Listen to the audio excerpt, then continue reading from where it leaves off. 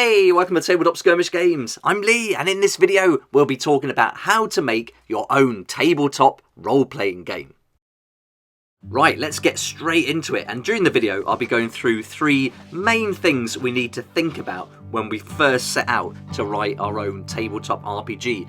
And the first thing to think about is why? Why are we even doing this? With so many RPGs and books out there, do we need any more? The answer is of course yes. You know, there's so many out there, but you can never have too many. And for me, the main reason to have my own RPG is so I can build my own world. And then once I've got that world, I can inhabit it with monsters I've created and different non-player characters as well. Even though there are loads of games out there and to try out and play and have fun with, and there's some brilliant ones, you know, there's always going to be something you don't like about the games, and I find I'm always tweaking and homebrewing when I'm trying things out. So the beauty of coming up with your own tabletop RPG is you can take all the rules you like and then combine them into one system that has every element of the game that you like the most. I did something similar with tabletop skirmish games when I wrote Weekend Warriors, and that's something I'll be doing with my tabletop RPG. So with this in mind, we can now take all these rules, combine them, and we can just start to develop our own ideas. And then once you get a little spark of an idea, you can fuel that and grow it, and it can become almost part of the game, and that's a really exciting part of the process for me. Then we're on to number 4.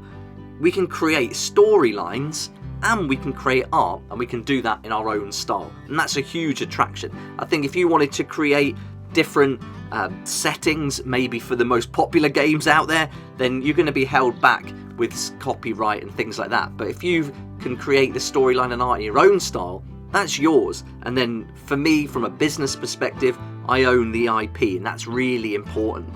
If you've been following the recent news about the OGL from Wizards of the Coast, then you'll just know how important this really is. Another reason, this is kind of personal for me now, but once I own that IP, I've got something I can create regular content around, and I'm free to go in any direction I want. I own that content, it's mine, I can share it, and I can't wait to do it. It's really exciting. Then number 7, I wanted a long-term project. Again, these following reasons now, up to 10 will be my own personal reasons. But yeah, I wanted a long-term project, something I could really sink my teeth into, spend time developing it now. And I'm going to be playing this for probably longer than 10 years, and I want to create content over that long period of time. So I really want to grow this world, and you know, with all the different monsters and inhabitants in it, I think it's going to be really fun. And number 8 is to use the framework in other genres. So I want to take my mechanics here and then tweak it for other ones like sci-fi, zombie survival, things like that. But the main framework, I want it to be able to work in different areas, much like I did with Weekend Warriors. Another reason for me why I wanted to create my own tabletop RPG was to counter the rules bloat that we've seen in loads of games, and so that's something that I wanted to avoid. If you want to play like D&D, for example, the amount of books out there is insane. Of course you don't need them all, but we can get as much fun with less rules, and so that's something I wanted to focus on. And that brings me on to number 10. The main reason to do this is because it's great fun. Making your own tabletop game, coming up with ideas. How cool is that? Okay, so now we know why we want to write our own tabletop RPG. It's time to look at some guidelines, put some rules in place, not for the game, but for the process of designing the game. So these are going to be rules and guidelines that you're going to stick to. Of course, nothing's set in stone, you can deviate off them, but having some core principles to stand by when you start developing, I think is a really good idea. And so for me, I really wanted to come back to this idea all the time, that keep it simple. So start with basics. Break it down to the core principles of the game. What do I like the most, and what do I want to grow and develop? Then I knew that in the game I wanted to use items to increase abilities. I didn't want it to be too much going on early on in the game and giving too many powerful abilities. I wanted the PCs to start off quite low and work up by finding things, taking them, maybe earning them, and then those items are going to be able to let them increase their abilities.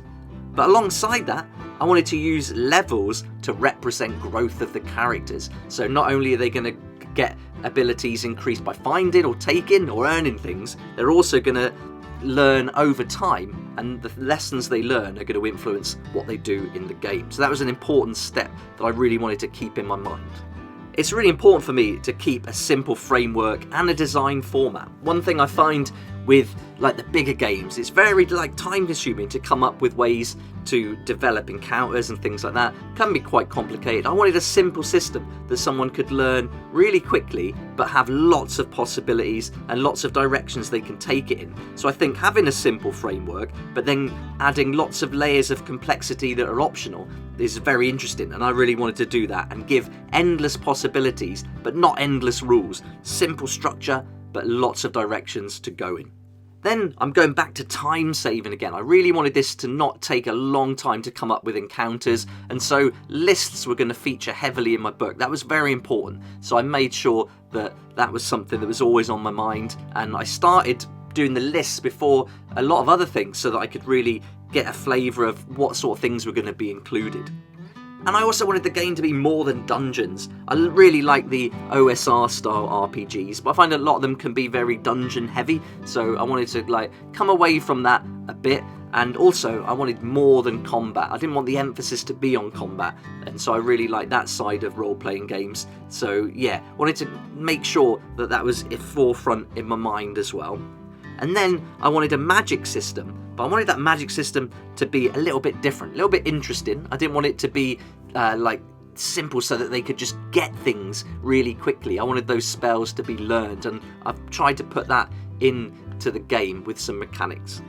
And then finally, number 10, I really wanted an old school influence to come through when people are playing the game. That is really important, and so I wanted the game to feel familiar. So you'll certainly, once the book's out, you're certainly going to get an idea of what I mean from that. But these are my 10 rules and guidelines that I set for myself, and yours are going to be quite different, but I think this is a good place to go. Set those guidelines before you move on and start looking at the next part of the game, which is going to be the mechanics. Now we've got the why, we've got our rules and guidelines. Now we're starting to get down to the nitty gritty now, the mechanics. How is the game going to work?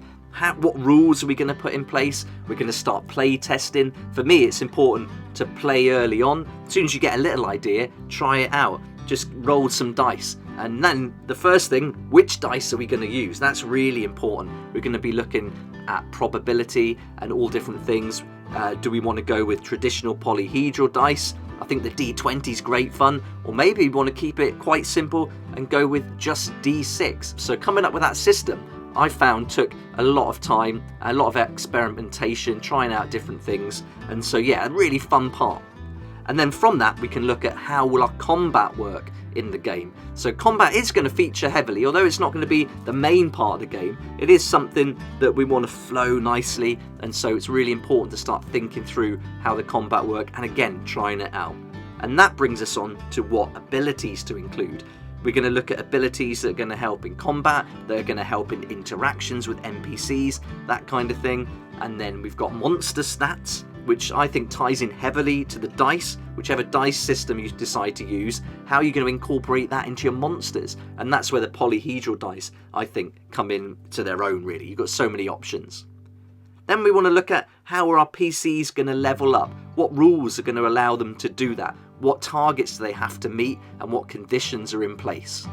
So you can see we're really getting into it now, all these things to consider, and they're all going to overlap and influence each other, especially when you start looking at time and distance. How is time going to work in the game? How are your rounds going to be set? What about movement? And then working out the different movement for monsters, NPCs, PCs, different races, that kind of thing. Then our magic system. This is going to be the spells. How do they get spells? Do they learn them? Do they find them? Do they know them already? And then what effects do those spells have? And I've come up with 100 core spells for my game that really give a flavour of the world and what you can do in it. But I've made it so that you can create your own spells, and PCs are going to find them as they go around the map and explore the world. And that brings us on to number 8. What map are you going to use? What style of play? A hex crawl maybe? That's quite fun, especially if you want to go exploring and let your players go off wherever they want on the map. I really like the hex crawl, and that's something I've built to work alongside all my lists. And then once you've got a hex crawl, that's a really good way to start building encounters around. You can have encounters that you roll using the lists on the go, or you can prepare them in advance. So I wanted to put systems in place where both of those things were possible. And then finally, you got to look at threats, consequences, and rewards. What are the threats of the world?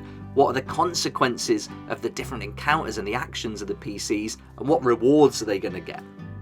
So that's the first part of this series, really, looking at why would you want to develop your own tabletop RPG, how important it is to have some rules and guidelines in place to get started with before you move on and start going through the mechanics and actually writing the game itself and playing it. But I can't emphasize enough how important it is to play that game early on and test out the individual rules as you go. And there we go. I hope you found this video helpful and it gave you a little insight into the process and possibly where to get started. And I'd love it if you checked out my Weekend Warriors, the ultimate tabletop skirmish game to play with your kids. That's in the description below. You can follow the links there. And then if you buy the printed copy, you'll get the PDF for free. But you can also buy the PDF on its own if you prefer. But all the links are down below. But also if you check it out and support the channel. I hope you enjoyed the video, and if you're looking out for more tabletop RPG content, let me know in the comment section below and I'll keep these videos coming. It'd be great to hear what you think and your ideas too. What is the most important part about starting to develop your tabletop RPGs? Let me know down below. But I hope you enjoyed the video. If you liked it, please hit the like button, subscribe for more videos like this one, and don't forget to hit that notification bell too to join me here next time on Tabletop Skirmish Game. A huge thanks to my Patreon supporters for helping me to keep going with these daily videos. I really appreciate that support, and you've been there right from the beginning. I can't thank you enough. If you'd like to join the Patreon, you can find the links down below. It'd be great to see you there.